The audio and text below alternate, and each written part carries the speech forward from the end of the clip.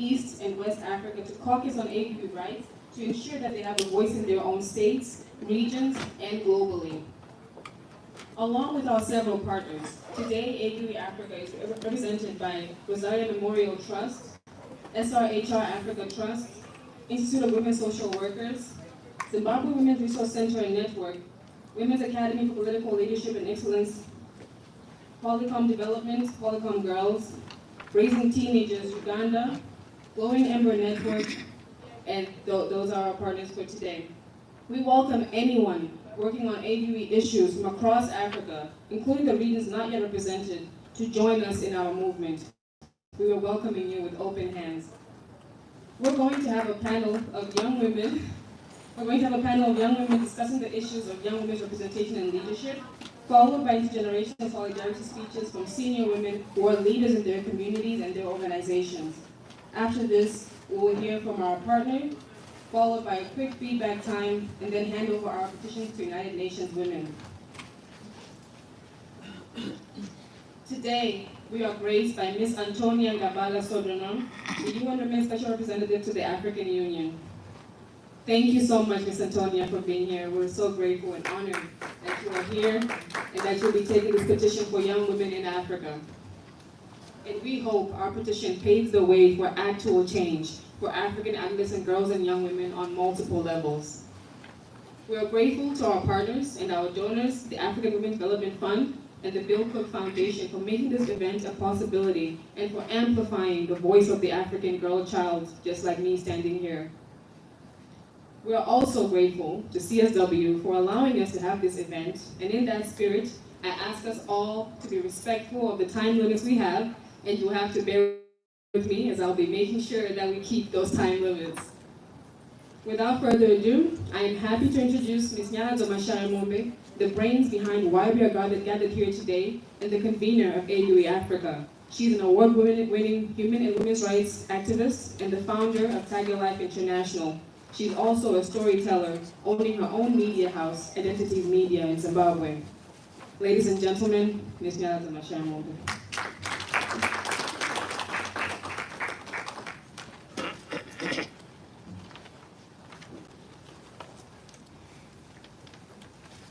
Hello everyone.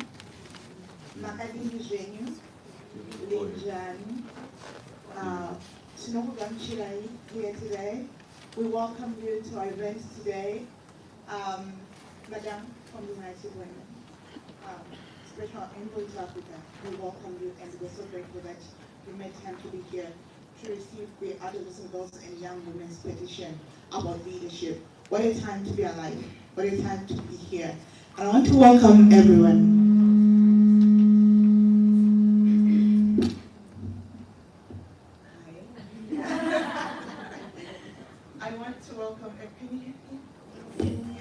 I want to welcome everyone to this event today for adolescent girls and young men from Africa.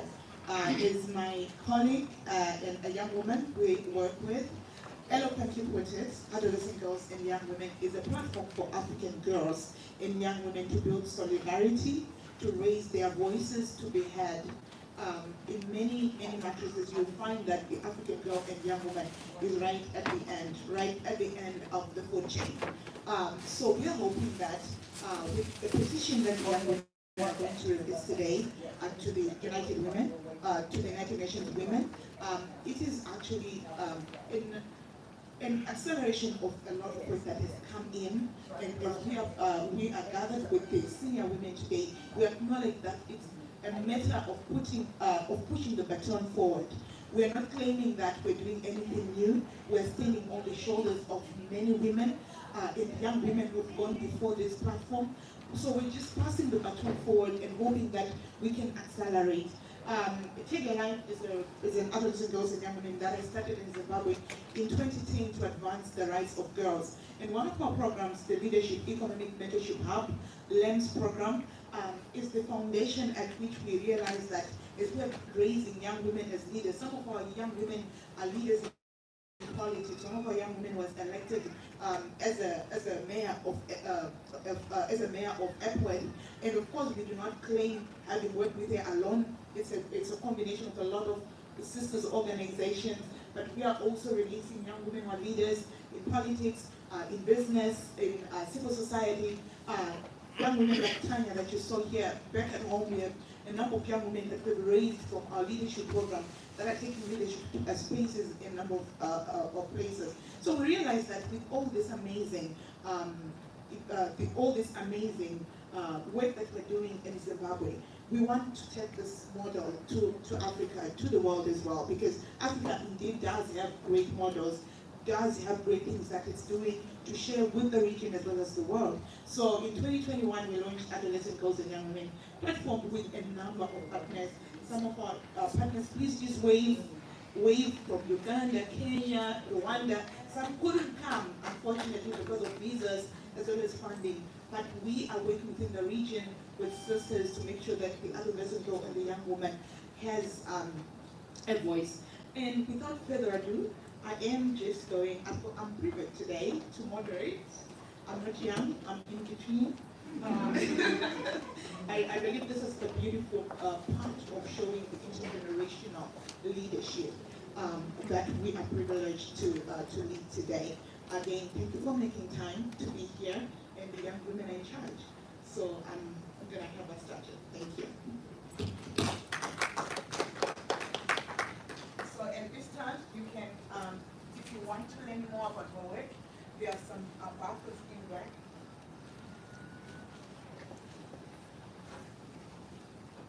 So there's some buffers in the back that you can use to just, you can just, you know, pull your phone and then scan it. That's not scan the codes and then you can learn a lot about our work. But we're going to get into a conversation where I am privileged to have the young women. I hope our microphone will be long enough to you guys. If you may quickly introduce yourself, where you're from, your name, and anything that describes you. One word that describes you. Can you speak up a little bit? It's working now. I think as an activist and a young person, when you're told to give one word, it's very hard because you know you're many things, but you're still a young woman. But my name is Anne Agar. I am the managing director for an organization called Polycom Girls. We are a women-led organization implementing programs in Kenya, specifically for counties. I think I struggled with one-word things, but I would say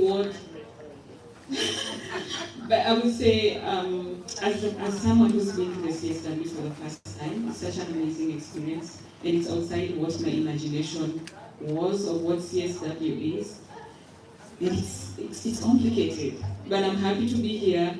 I feel it's a and sometimes as African young women do not recognize our privilege. So I know there's lots of grassroots young women who could not be in this space, and I feel a lot of pressure to be representative and carry as much information and be in spaces to just make sure that their voices are actually included and make a difference in this space. Thank you.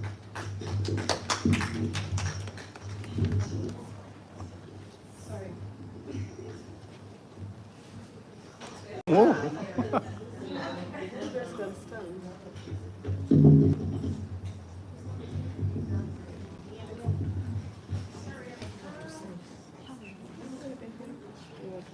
You see, women are innovative. We're fixing the nation right there.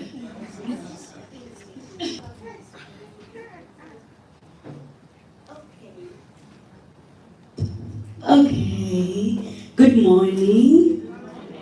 How are you today? My name is Melissa Ruvimbo.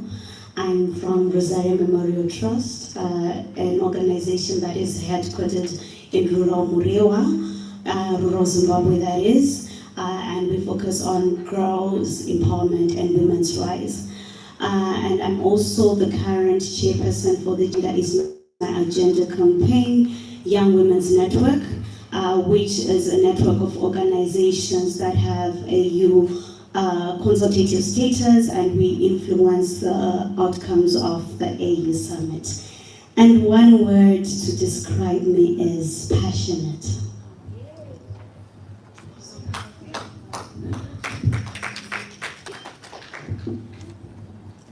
here I go. I was about to say I'm also passionate, but well, I might find a new word, won't I?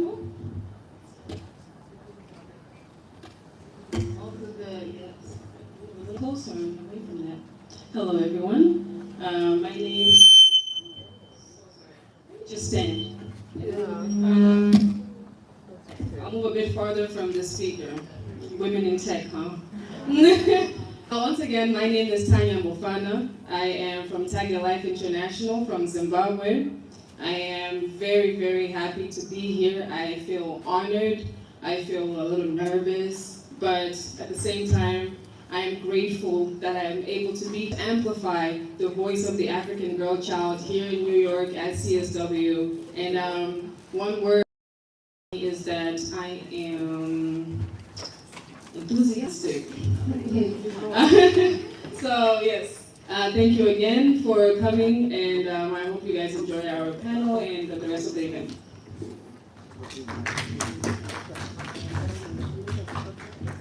Yeah, we are having a battle, but worst case scenario, we can amplify our voices because this event is about amplifying young women's voices. All of these young women are capable of doing it without a microphone, but it's going to cooperate. So, young women, thank you for being here. And as Tanya alluded at the beginning, we are going to try to be very much on time. Now, I want to turn to Melissa and say, in line with the theme, presentation in Africa leadership is crucial, and especially when we... Okay, thank you very much. I'll try to keep to time. I talk a lot, so I've got 2 minutes. So what I would like to say is the experience of the young woman or the girl in the African community is different compared to our peers in the different parts of the world, like the global north and so on. So we need to be at the decision-making tables because decisions for us cannot be made without us. And we will see that young women also want to be recognized more than just as beneficiaries. And with a growing young population in Africa, with more than 60% of the population being youth, we can't really say 60% of the population cannot lead itself. So it is good to recognize that we are more than just beneficiaries of programs, but we are leaders who are very capable of organizing ourselves. We are leaders who are very capable of making decisions that pertain to ourselves. And I think we've got good examples of how young people have been leading with different platforms, being very successful. We look at the African Union Youth Envoy. She is exceptional. She understands policy and she is good at negotiations and so on. So we can't necessarily say that young people do not have capacity. We just need to be given the platform and be allowed to lead. And I always say this, we are not fighting for space with senior women. We shouldn't think about who do you want to remove from space. No, we need to just create more space. So that's when we are always saying bring a seat to the table, because I think there's a consistent struggle with young women and senior women, whereby people will be saying, so you want me to retire, but this is my life. No, all I need you to do is to create space for me and to create a seat at the table for me. So I think it is just good. I think the emphasis for me is young women are very capable. And we organized, look at this event, it was very successful. I know Tanya was running around and it has been a success. So we can't really undermine the capacities of young people. Yeah, thank you very much. Thank you so much. I reiterate what you said, that why would we leave more than 60% of the population to decision making by others? And where is the state of those, of that 60%? And I love that she said that they should not be, schools, in Zimbabwe say schools, I also want to get in. It shouldn't be that. They should be everyone, because we are inhabitants of the earth. We all deserve to be there. And why do we always talk about having to leave or depart when it comes to women and not everybody else? Why do we begin to think about space when it comes to senior or women, but then we don't say the same when it comes to the over 80% that has been occupying for the more than 50%. I don't know if I'm making sense. But I want to come to you, Anne, and say, what barriers do women face in obtaining equal access to institutions such as finance, health, and education, especially focusing on girls and young women? What are your barriers to finance, health, and education? So I'll start by saying is that the one thing I would like to highlight is that even the fact that we have to separate issues is by design so that we don't look at things intersectionally, to just see how everything sort of contributes to the whole being of a girl and young woman. If it's care work, if it's education, if it's policies, all these things align to the daily lives of young women. So I struggle to discuss these things separately, but I will try and just highlight some things. So some things are within our communities. For example, the gender norms and stereotypes. Our families still prioritize some things in relation to boys than girls. The social expectations of women.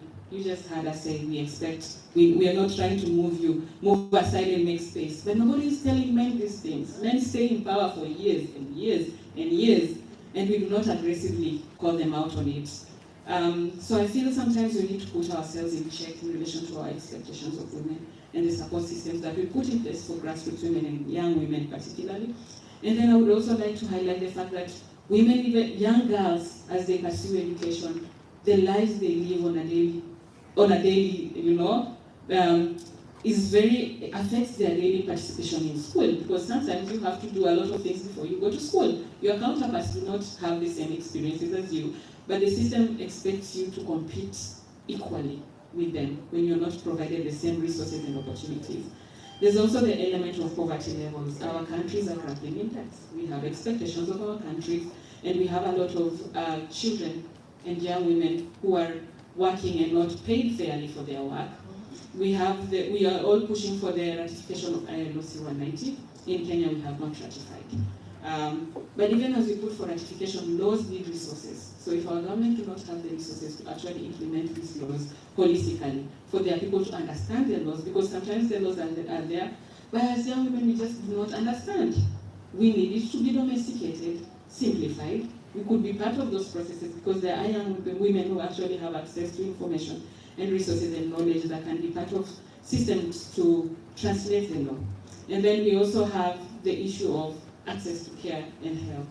Young people with disability, a lot of them, young women with disability, need a lot of support. We are all part of the care system. You're either giving care or receiving care. If you think about it critically, it's either you're giving care or you're receiving care. So really the acknowledgement of that, and also the element of economic inequality in relation to access to land and finances. For us in Africa, I'm not sure, I'll talk of my context. So for us in Africa, land is a big deal. You could use it to actually secure resources to start your business because it could stand in for you. But very few young women own land. I know it's the same thing for other women, but for younger women, it's even more complex for you to ever own that land. You do not have the resources, your father will not hand it down to you, you're married, then you belong to where you're married, so you're not in the land of where you left, which you did not left. For women who are actually already in the space, systems to let these young women thrive, so that it's an example to other young women to know it actually works. You can be in this space and thrive and be successful. Yeah, okay. Be reminded. And then there's also issues of around, modern slavery. Issues around early marriage. it's very easy. There's very little to admire in the space when the only thing you could look forward to is when am I getting married off, and what happens to me in that new home.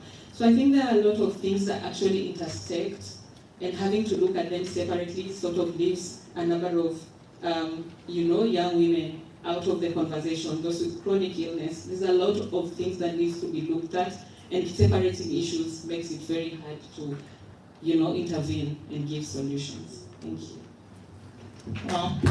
Well articulated.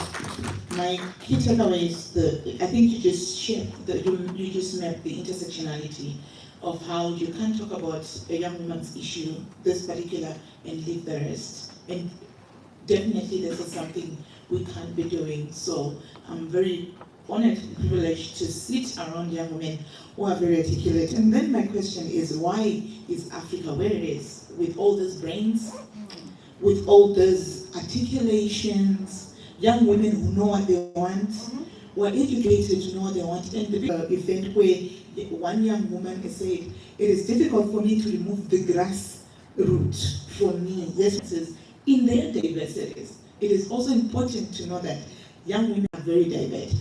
I would like to invite to say there are open seats in the front. If you want to find somewhere to sit, please feel free to move forward. Thank you very much for coming. We love to have you here. Tanya, I'm going to ask you guys to be brief, to the point. We're not doing so on time. Yeah. So, but which is beautiful because you're laying the foundation. That means as we proceed, you have laid the foundation beautifully. So Tanya, we hear that young women to be here in the system. Why is it important that the young women be present here? And every year, and again, as an event, a lady said, we come here, year in, year out, we're changing themes. Why is it significant that young women must be here, even in the broader scheme of things?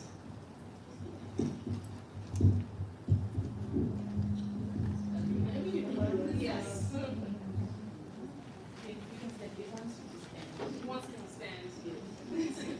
But my voice is so audible, isn't it?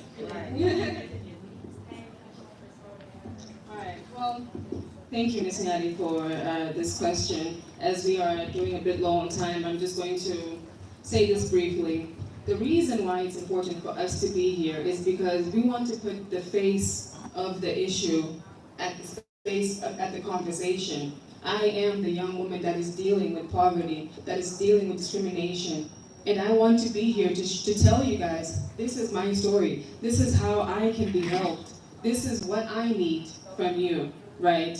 And it's important as younger generations are becoming more vocal and more empowered, and we are grateful to the UN and to our governments for including the youth and the young women. As we are becoming more empowered and vocal, our participation here becomes even pivotal. Because we are young, we are able to contribute to the formulations of policies, giving a fresher idea, giving innovative approaches that maybe people haven't thought of before. And our involvement at CSW can help craft solutions to address systematic challenges, tackle discriminatory practices, and promote the rights and well-being of women and girls. Our presence at CSW is not only crucial, but essential for achieving a gender-equal world. Through diverse perspective, policy, innovation, mentorship like we have, network building, and catalyzing change, our involvement in this global platform as the drivers of transformative change in the pursuit of equality and justice is extremely important. Like I said, I am bringing the face of the issue to the table. And I think it is just imperative for us to empower young women to be able to have this space. And as Melissa mentioned earlier, she said, I saw Tanya was running around. The faces you haven't seen are the ones that were helping me that were in Zimbabwe as well. And there's Tatenda and Chandelier from Tiger Life International. There are girls from Polycom from raising teenagers that weren't able to be here, but they were also making sure that their voices were heard. And that's why I'm here, to speak for everyone that couldn't make it here. And I'm privileged to be able to be here, right? But this space is definitely needed for all of us. And once again, because we have been giving this for Tiger Life, I can say that we have a mentor, a leader who gave us the space and the opportunity. Event, this is how we want to do it, this is what we want at the event. And look at us now, we're here, we're making it happen. So I think it just speaks to just that, giving us the space, allowing us to be in this space, is to speak for ourselves. As we all know, if it's not by the young women, thank you. Amazing. Tanya, I'm just gonna I'm gonna start with you. What is your dream, Africa? This is a question for all of you. In 30 seconds, what does your dream of Africa look like? Thank you. My dream of Africa is humanity. I want us to look at each other as human beings and not you're a woman, you're a man. I want us, when we say equal, I'm looking at a person, not the gender of this person, the sex of this person, the capability of this person, but just as a human. And one thing I have to brag about my country, Zimbabwe, we are very good at loving on each other and showing each other humanity, but of course there is still that gender gap that we need to break. And once we see each other as human beings and nothing more, we can get closer to that gender equality, because once again, women's rights are human rights. So we need to see each other as human beings so that we can all respect each other, love each other, and treat each other equally. And that's my dream. Thank you so much, Tanya.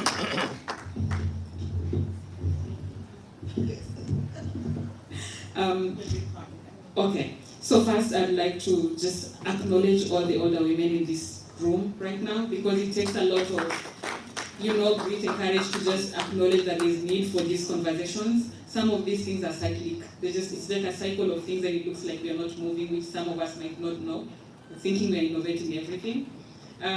But my dream for Africa is an Africa that is self-reliant, an Africa that is free of debt, an Africa that has systems that work for it. My dream is that every woman, every man, every citizen in Africa is thriving in their authentic selves. Is not scared, is not sad, is not afraid of tomorrow, but thriving in who they are in that particular moment. Thank you. Thank you very much.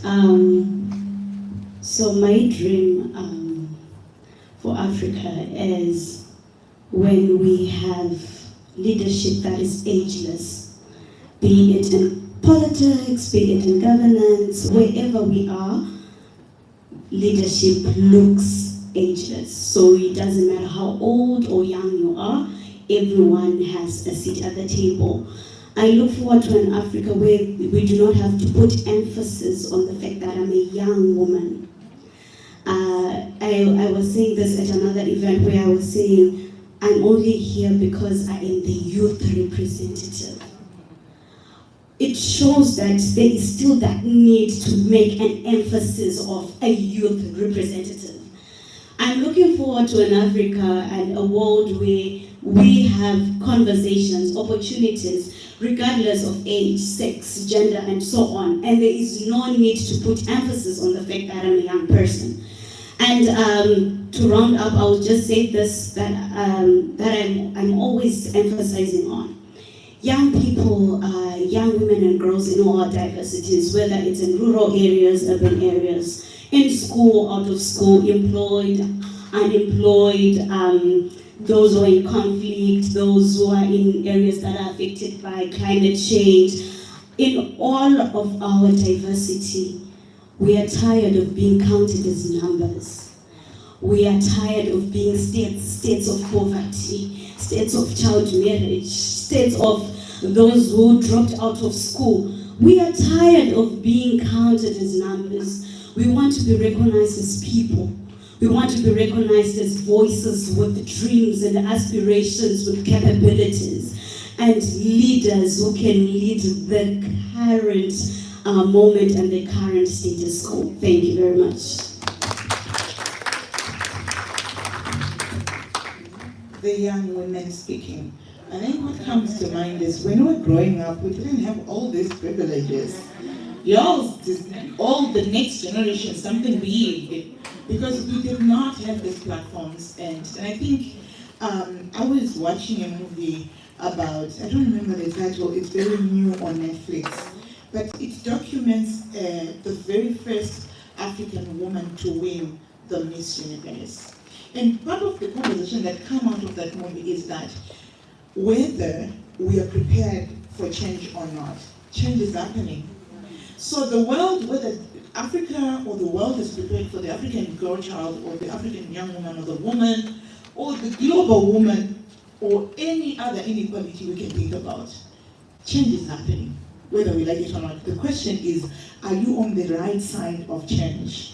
Now we move over, ladies and gentlemen, to the next segment of our conversation. Hold on, Tanya.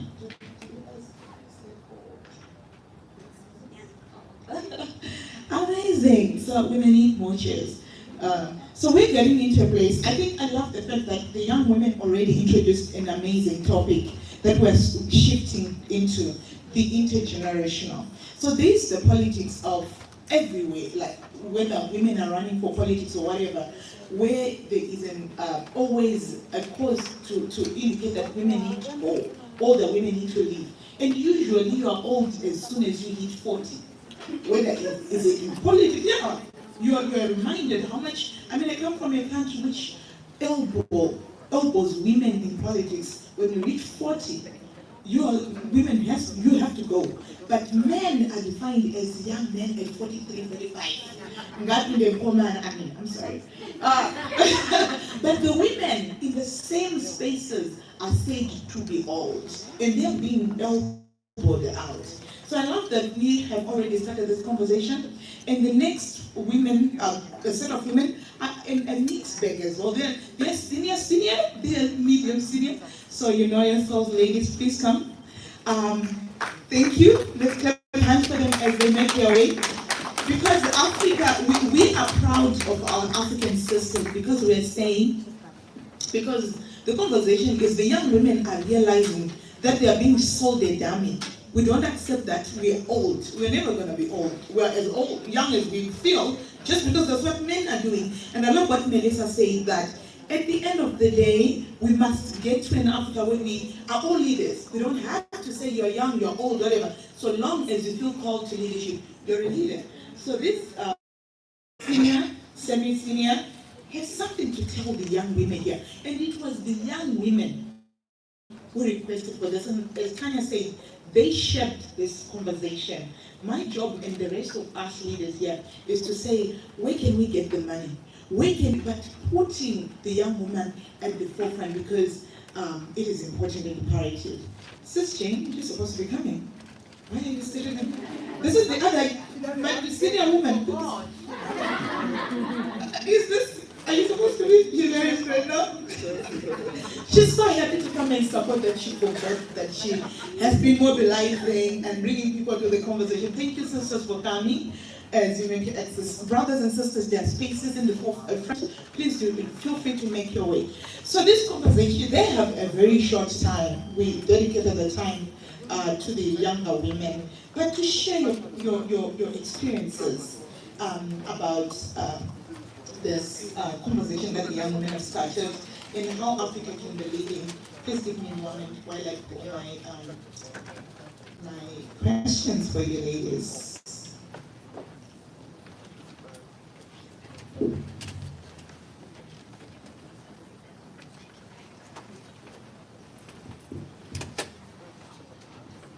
Thank you very much. I'm being reminded of something that I was already thinking about, to say thank you to the people on Zoom. And Tanya, if there are any questions, please take question and contribution from the Zoom. I know if I give you a common Mildred, you can go there one day. We're requesting 2 minutes.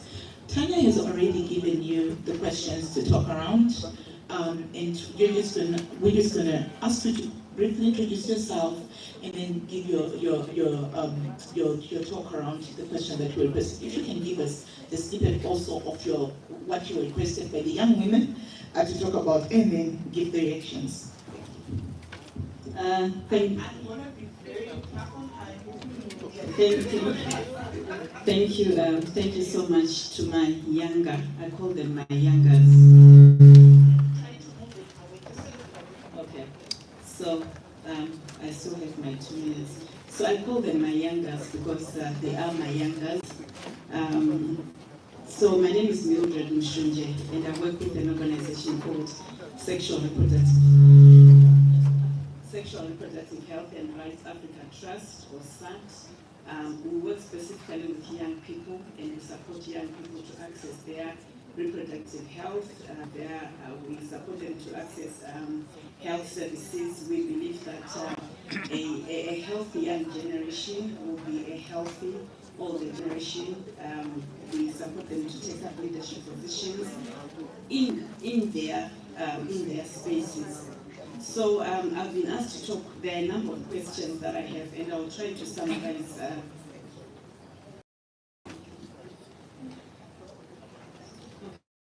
So I've been asked to choose one question to answer, and if there's time, I will respond to the others. But the first one has to do with how patriarchy disadvantages women and girls, older women and younger women. So I come from Zimbabwe. It's a very patriarchal system where we see young women being disadvantaged in a lot of ways. And one of the areas that I picked has to do with a young woman being a reproductive being. We have young women, as women, we have our menstrual cycles.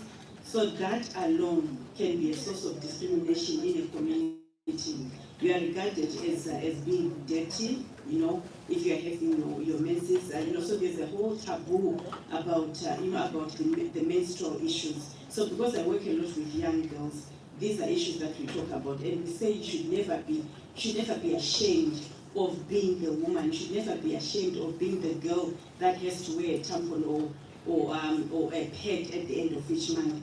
But what I notice is that as we grow older, so patriarchy favors men over women, regardless. But what I find is that as I grow older in my community, it seems as an older woman, certain favors start to accrue to you. Certain privileges start to accrue to you because you are progressing in society, in the community, in the family. So like now, for me, I'm not quite regarded as the older, but I'm in the middle. But I'm transitioning to a point where I'm now called a vatete or an aunt.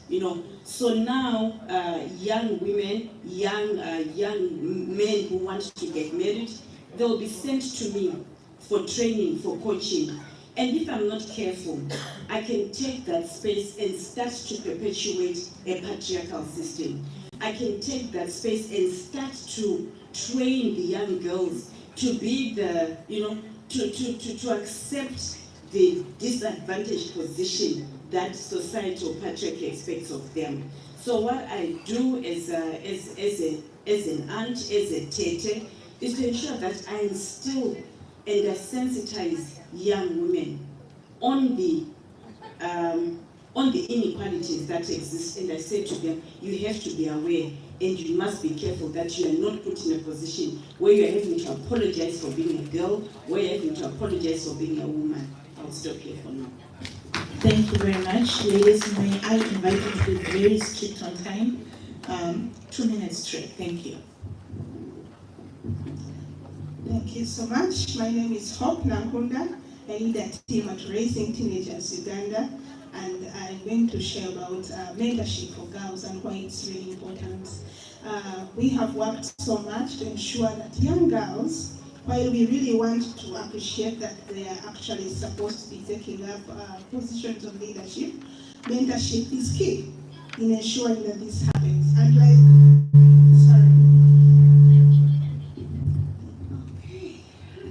like one of them said, they're not trying to actually chase us, the senior women, from the table. All they want is some space. But also, I think what stands out most for us is that as we mentor, as we encourage these young people, we also need to create a world where they understand that branding themselves and actually getting that seat to the table is a role that they must play. Because no one is willing to freely say, oh, come here, the table is here, sit here and be comfortable.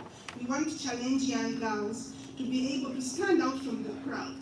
Do not wait to be forced, do not wait to be pushed You just need to take up spaces and also know that leadership is inborn. You don't have to be voted to be a leader. Because sometimes young people believe that if they have not been voted into leadership, they cannot lead. We challenge young people to take on this role with one heart and with confidence, and know that there is a lot you can achieve if you choose to put your heart to it. And this comes to all of you who are in the room here, but also millions of girls who are outside there following online and everywhere you can, that you have the power within your hands to take the step forward and take up that leadership role. We challenge you to, even in the schools where you participate, don't look at some positions and you think they're specifically for boys or for men. We need to stand out and claim those spaces, but even when we get to the spaces, let us behave and work and stand out as leaders with qualities that actually embrace a leader. Thank you. Thank you, Nyari. Good morning, everyone. I'm Tabi Ledewa from the Women's Academy for Leadership and Political Excellence. WALPE in Zimbabwe, we do women political participation where we aim to increase the number and quality of women elected into leadership positions. For me, in terms of exchanging notes with the young women, as someone in between being a young woman and also transitioning into the older space, for me, is we are not reinventing the space as young women. Let's acknowledge those who have walked the path before us. There's a lot to learn from the older, mature women, as what they've experienced is the same challenges that we are still experiencing right now. And as women who are already disadvantaged, we can only make it if we walk hand to hand in solidarity with each other. Let's forgo the petty fights, the petty jealousies, and petty gatekeeping. Let's exchange notes, opportunities, exchange programs, and help groom, mentor each other. We can only make it if we harness the intergenerational connectivity around intergenerational mentorship, grooming, and coaching. And let's not be shy to ask questions, to seek clarification. When you get an opportunity, young women, ask those who have walked the journey, how do I go and present? Because you don't need to prove to me, I have been there. You need to prove to the others who are also walking the journey behind you. And lastly, you have all it takes to rise and shine. You have the social media to your advantage. Don't underestimate that too. Some of us, we never got the opportunity where in your comfort, in the comfort of your home, you can just video record yourself, saying whatever you want, beaming yourself, parading yourself, and increasing your brand. Take advantage of every opportunity, especially social media. Thank you. I think Stanley just took the words out of my mouth. My name is Tokoru Shizo. I'm an older woman. You know, whenever somebody says older woman, mature woman, I look behind me to see, is it me who is being older woman? Because yesterday, I was as young as you. And I was in the middle of the struggle for the emancipation of women. And every time it was tough. It was tough. And the reason why I'm asking, am I the older woman? I keep wondering why the young women, and I'm going to be different with you, why the young women keep saying, our rights, as young women, we want to, we're a collective of women.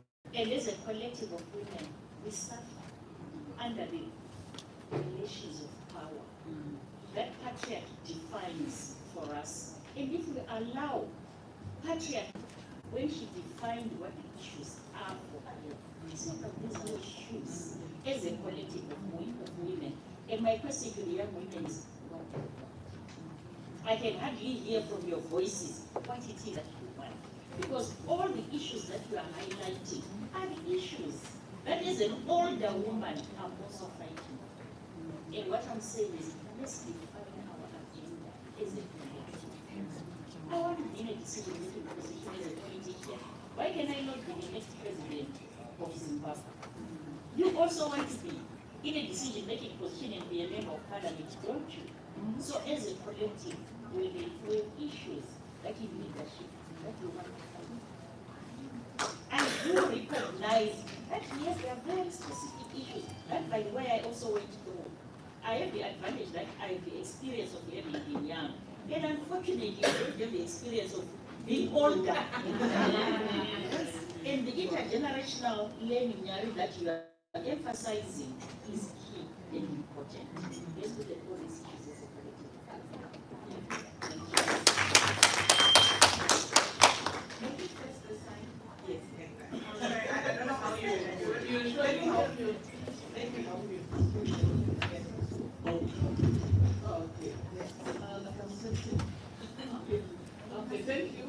Thank you very much. I'm Jill Ayamo from Kenya, and I'm so happy to be here today. I'm so happy that I'm having this conversation. May I know how many of us are under 35 years old? 35. 35 and below? How many are you? 3, 4, 5, yeah.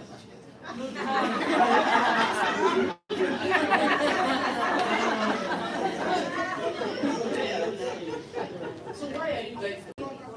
Is it about finances? Is it about the business? What is it? Why are you not here? Those are some of the things that should concern us. Another thing is that you're lucky to be in such a space at your age. Some of us were not lucky now. So what are you taking forward? Someone said, I think our young girl from Rosario, said that you'd like to have everyone in the room. But if you want to have everyone in the room, the question is, can we all be in the room? If we start at the same level right now running, can we all run the same way? Can we run at the same speed? Definitely the young people will go further and will go slower because you have more energy than us. You know, I started coming here a long time ago. Yes, I'm almost done. Yes, and I would run everywhere from Salvation Army to a major center to where. Right now, I can only do it here. So I have the experience, but you have the energy. Right. And we can only move if we work together. We can only move if we work together. I'm so happy that this conversation is going on right now. We are having it again on Tuesday, right here at the same time. We are calling it passing the baton. When you pass the baton, you still, in the race, you're still there. You're not running, but you're cheering, you're admiring, you're worried. You're more worried and more concerned than the one who is running. Because they're not even seeing the other person where the other person is. So let's all come into the room, use our wisdom and experience, allow us to use your energy. And that is how we're going to move forward and change this country, or our continent, or the world at large. We need each other. Let no one retire. You said it earlier. We can retire physically, but not psychologically. We need our wisdom.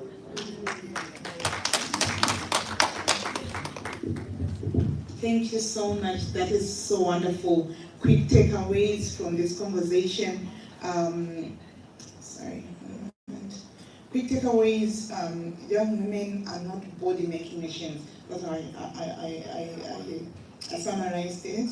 As it regards sexual reproductive health and rights, where we just view them as baby-making machines. And then a collective of women, why are we emphasizing young women? I then love the fact that she then said, yes, there is still need. Why we need to emphasize the young women? Jane, I think, summarized that where the resources are not given to them, they are making babies. I think they're placed in the community where they're expected to be good wives, not big-headed. I think we then get to 30, 35, Tichipira going up, when then you are allowed, when you can begin to have a big head, you're like, I'm done with patriarchy, I'm gonna do my own thing. But between as early as 15, 16 to around 30, you are required to be a good woman, a good wife. So I think those are some of the reasons we still have to have these type of, say, young women and girls. But the utopia that you spoke about is we must get to a place where everybody who wants to lead comes and lead. But I love the fact that there is the collective that you spoke about, the standing on each other's shoulders. Let's come together, let's learn from you, let's learn from the wealth of experience that you've had, and then let's bring the energy. I love that. you can run. I keep, as I'm moving around with Tanya, just this morning I was like, oh, I'm allowed to not carry heavy things. Oh, I'm just like, okay, I can be perceived as young, but there's that, the appreciation of intergenerational. There's so many generations behind me and above me. And I think the beauty is when we acknowledge that and when we build from that. I don't want to begin another preaching. At this stage, I have the privilege of inviting one of our partners who actually made it possible for us to be here. And of course, with AWDF. Do we have partners from AWDF? No? Okay. We do have the Professor Bill Cook, who supports one of the projects back at home. We've got a center in the Midlands province where we're sending children to school. I also wanted to quickly share that with our young women with the leadership program that I spoke about, we actually moved at policy level an enactment of the Education Amendment Act, which for us was more important as it regarded the enablement of girls from poor communities to be enrolled in school. So we care about education, we're pushing policy on around everything that concerns the girls and the young women. And Professor Bill Cook is going to give us a quick conversation why education is the fundamental and the backdrop of the leadership that the young women have brought the petition here at the United Nations. Over to you, Professor Cook. Can you hear us?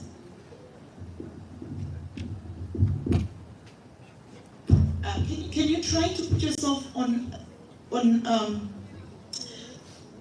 can you put yourself on speaker on your side, and then we're going to put you on microphone.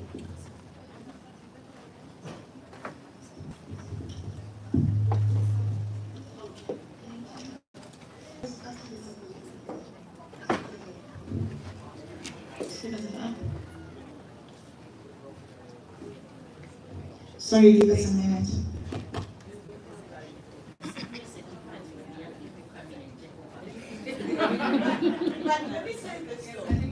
Let me say this so that the issue of tech does not happen. Do you know the lady who helped us fix the challenge? She's here, right here. Senior citizen. A senior citizen. She helped us figure that out. So yeah. Technology is just about your interest. Yes, we can hear you, Professor Cook. We can now. So over to you. Yes, we can. Please go ahead. Can you? Okay, great. Well, let me talk to you briefly about a couple of things that an old American man might be able to say to young African women. First of all, let me tell you a story from my own life. I'm at university professor. When I started teaching, the ratio between the sexes, men and women, was 58 to 42. 58% of the students were men, 42 for women.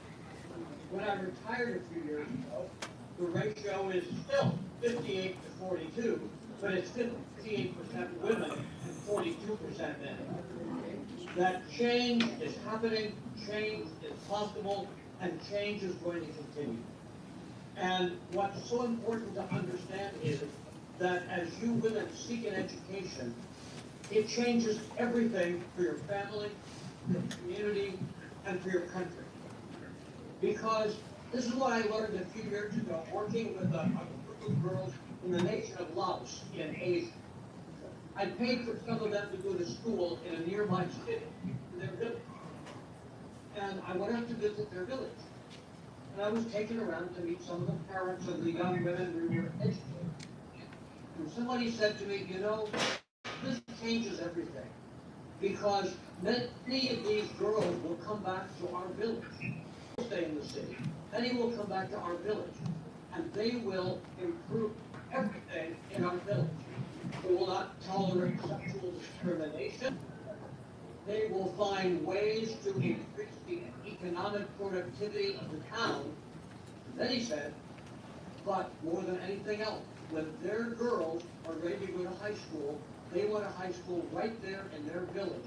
They don't want to have to send their daughters away like we had to go away. And this person said to me, and that's the way Laos changes, one village at a time. And I began to think about the power of that. And I know I was once young, a long, long time ago. But young people are impatient. They want to see the change, and they want to see it now. They don't want to see it tomorrow. And good for you. We need people as zealous and impatient as you are.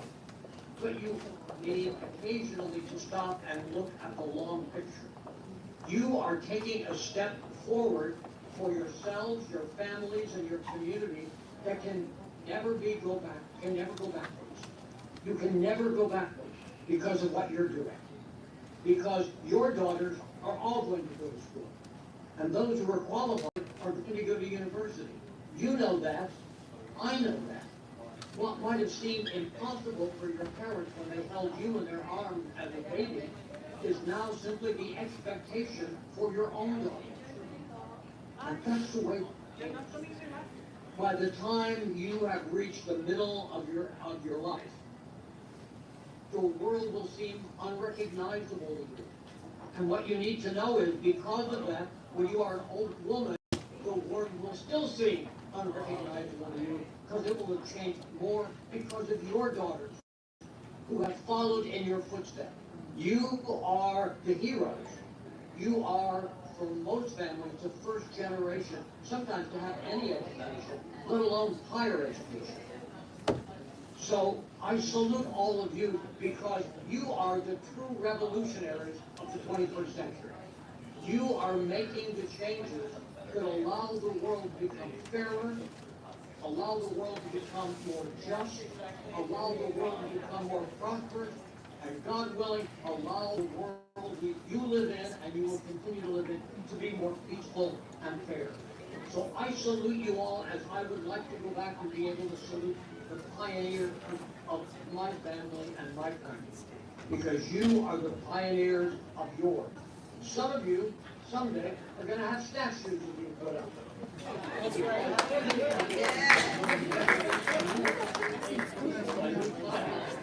And because of that, I read the other day that by 2100, 1 out of every 5 people in the world will live in Africa. As Africa goes, so goes the world. And as African women go, so goes Africa. Congratulations, keep working hard, be zealous in your studies, be zealous in your demand for justice, and then, as you grow older, you will have the opportunity to point to things and say, we were a part of the movement that changed our country, our continent, and the world. So I really appreciate the opportunity to speak to all of you, and I wish you very, very well. Thank you.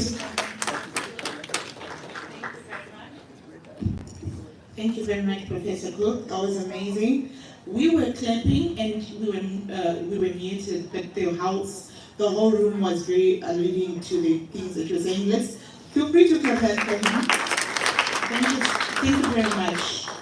Revolutionary remarks there. I want for us also to clap big hands for our seniors who just gave us an amazing result. Thank you very much, ladies. As I invite back the owners of the program today, the young women. Thank you so much, ladies. But you are going to react to some questions from them. They actually then requested to say, when we've done this, we're going to speak. If you just joined us, you unfortunately missed the conversation from the young women themselves, who I'm inviting back over. So they had a plenary at the beginning, and then the senior women were reacting to them. And now they requested that, over and above hearing from them, maybe we will have questions. So we are just inviting everyone at this point. It's going to be very short, but we really respect the fact that you took time to be here. You care about the issue. Make your question very brief. We want to allow as many people to contribute. If you've got a contribution, make it very brief. Question, make it very brief to the point so that we allow as many people. We have just about 10-15 minutes for this section. Young men, do you have questions that you want to start with, or we allow the house? Okay, good.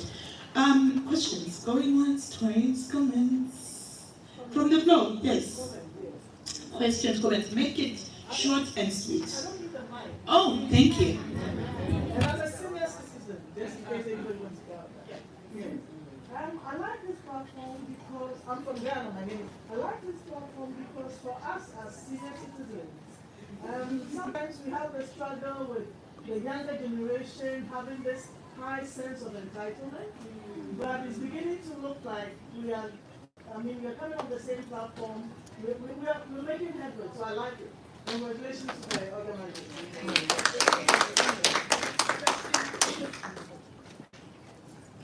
Yes, please go ahead. Okay, thank you so much for the beautiful presentation, very informative, so excited to see the work that is being done for the girl child etc. One of the weaknesses of the WID approach, which is the women in development, is opposed to the gender in development, is the fact that some of the players are excluded from the discussion table.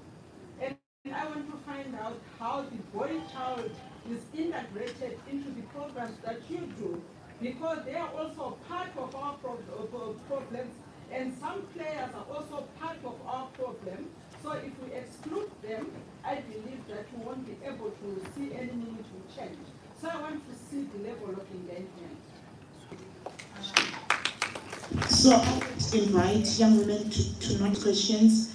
I'm not going to speak from a transitioning woman. I want them to either invite the boys or the boys. The platform is theirs. So they're going to respond to you on this one. So please take note the issue of the boy child. Any other questions, please? Comments? Yes, sir? Thank you, Madam. I'm George Simoy from Zimbabwe. Leading a trust which is empowering and part of the Girls Not Right Consortium.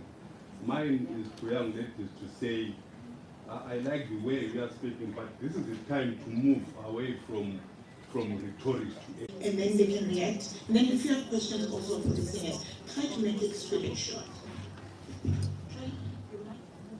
Okay. Yes. So first off, thank you so much for all the questions. Thank you for everyone who's been in the panel, everyone who's listening, everyone who's open-minded enough to have these conversations. It's not an easy conversation because we all think of it differently. And it's not that we are disagreeing, we're just thinking differently. But what we need to remember constantly is the end goal, is that we all want a more equitable and sustainable world. So don't get angry at anything. Yeah, we're just trying to learn. So I think one thing I would like to ask everyone, and it's not really the senior people, there's always something you can learn from anyone. I personally, the youngest person I learned from is actually 1 year old. So we constantly need to ask ourselves, whose hand am I holding and who am I learning from? Who's the oldest person I'm learning from and who's the youngest person I'm learning from? Because every experience is a learning. In the moment you see it, it makes it easier to bring everyone on board as an ally. And I say that family dynamics are very different. And the basic unit for everyone, whatever it looks like, is family. At the end of the day, when everything is done, you go back home to the people you identify as your family. That's why it's very important to have all people in their various dynamics as allies. It's very necessary because it's more sustainable. When you empower anyone, when anyone is in any space, you empower yourself. And you go back to someone who's empowered, it's disempowering too. It's draining, it's frustrating, it's against all feminist principles of self-care and your well-being. So it's very important to include, it's very important to include intergenerational conversations and conversations against all the genders and gender conformity. And then the conversation on spaces that are well dominated. At a very early age, what do we see on the media of these spaces? It works on our minds on what I think and perceive myself as who I want to be and where I want to be and how to get to that space. When you know politicians who are women are actually presented some type of way, you disassociate yourself with such. So I think it's also important for there to be accountability in all systems, including the media, all spaces. Also mentorship from very early. That STEM, it's okay to be in STEM even if you're a woman. It's not as complicated. And also simplify things so people understand. If you talk of macroeconomics, if I told my grandmother macroeconomics, she would never understand why that is relevant. If I went to the university and talked to girls younger than me, this is what happened, that's why this bread costs this much. And this is why it affects your daily life. And that's why this conversation is important. Thank you.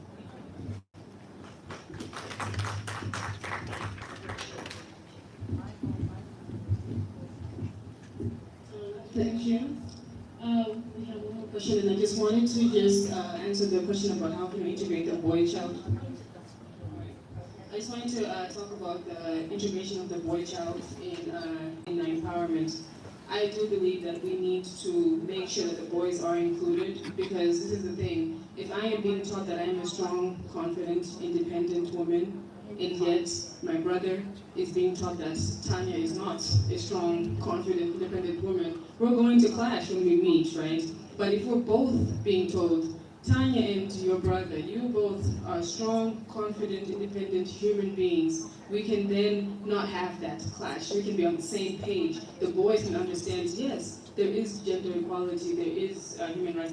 Can strip those gender differences. Because when we keep on emphasizing on gender, your roles, your this, it's going to cause such a ripple, and we're just going to go back instead of progressing the way we want to progress. So everyone needs to be in the know. Everyone needs to be educated so that we're all on the same page. So I think yes, the girls will not reject the boys.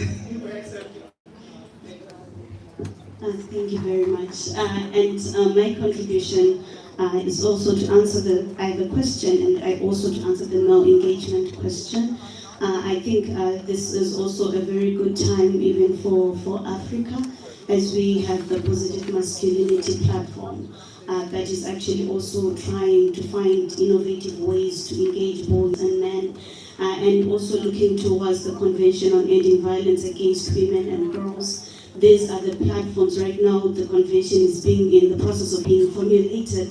This is also the opportunity to bring on board the young men, because after all, when it comes to violence, I'm violated, the man violates me, and so on. And then my question is to the AU representative to the UN. My question is, what was the pivotal moment in your career? And what challenge did you face at that point? And how did you overcome it? That's my question. Okay, so it's gonna come.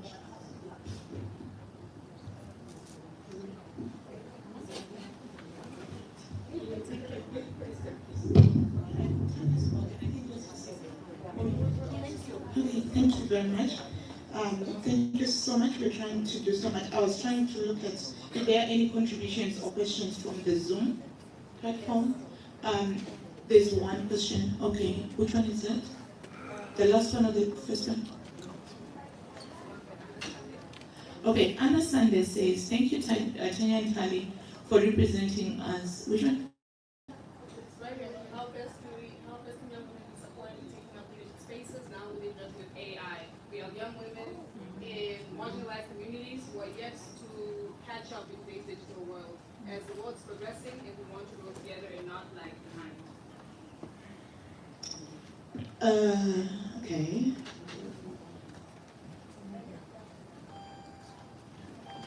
Right. So we have just one question, or two, yours and this one. Anybody who wants to answer on AI? Maybe I can just take that and say, Star is touched on that. Star, when she was here, and she was already telling you young people that you actually raised and you're having your leadership journeys in a time where, stuff is all over, like on your phone. People are creating, careers on their phones. What is AI? Artificial intelligence is your day-to-day tech.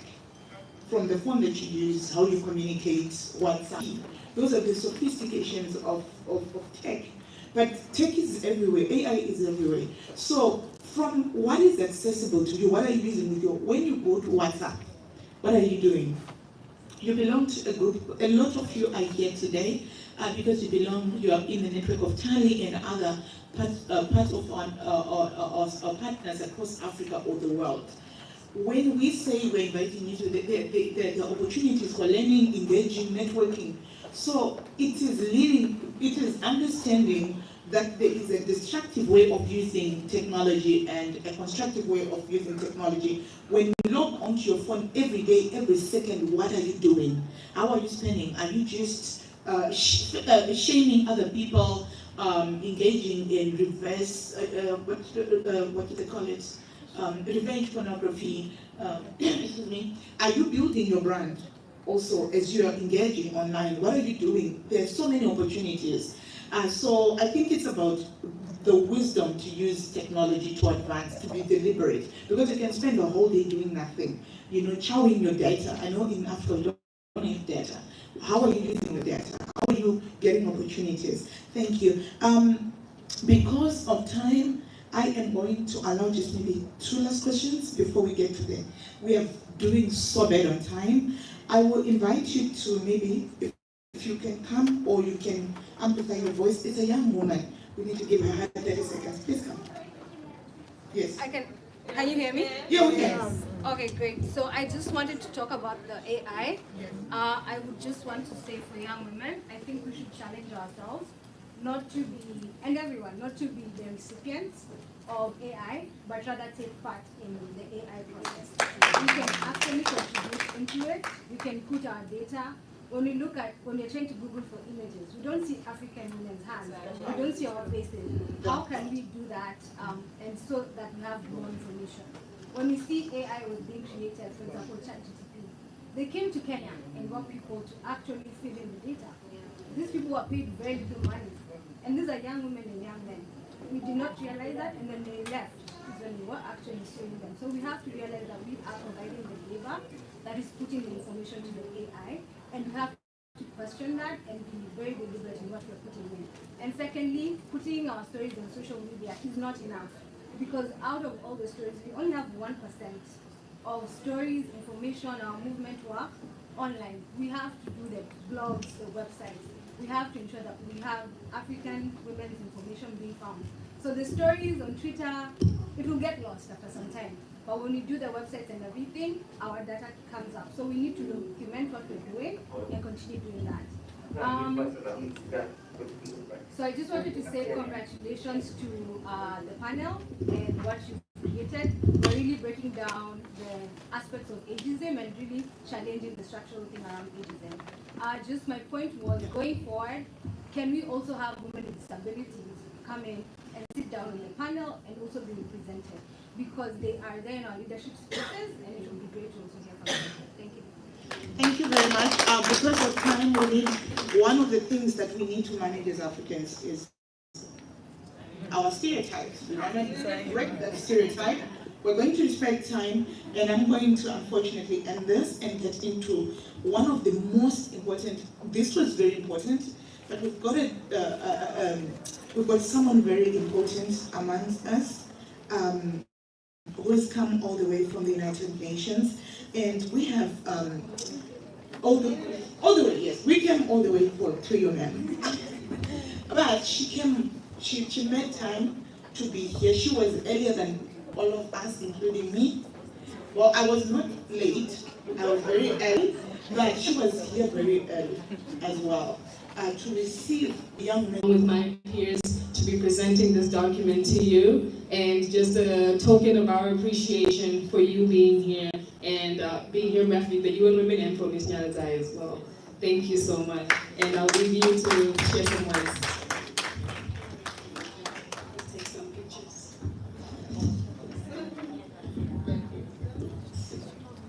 Wow, thank you so much. No, it's really a great pleasure, and it's a very humbling experience to hear you young ladies. And when I look at you, I'm thinking of my own daughter. And in fact, I'm here on behalf of my Deputy Executive Director, Nyarazai Umvanda. In fact, if you know her, she wished she had been here herself. She's someone who is so close to you and to the communities, but she had to attend this high-level meeting, but I know that she would have preferred being here. So I'm so honored that she asked me to represent her. At UN Women, we know that empowering young women is critical. We need to have that next generation of feminist leaders. We are getting old. We are getting old, and we need to hand over the baton, like was said before. We have supported GMAC. We have been supporting GMAC, but we also have put into place a program that is called Generation Equality. And Generation Equality is really about handing over. We are reaching 30 years after Beijing Platform of Action. Okay, so I mean, we need you, just to reassure you. So in Côte d'Ivoire, where I was a representative, we put into place gender clubs within universities to make sure that the men were also involved in the conversation. So we have 8 universities, we have 8 gender clubs. And in Generation Equality, you have 6 coalitions going from feminist leadership, touching on to new technology, climate change. So I would invite you to do the same. And also, I think it would be a way for you and women to also support you at the national level. So it's how do we structure, the engagement according to thematic areas. And the other issue is that there are so many youth networks, there's such a big demand, and we cannot support everybody. So this structuring into action coalition, be it sexual reproductive health, feminist leadership, climate change, new technology, will really help us to see where the expertise is and where we can also, have a better way of channeling funding. One big issue is the funding. The funding is no longer there.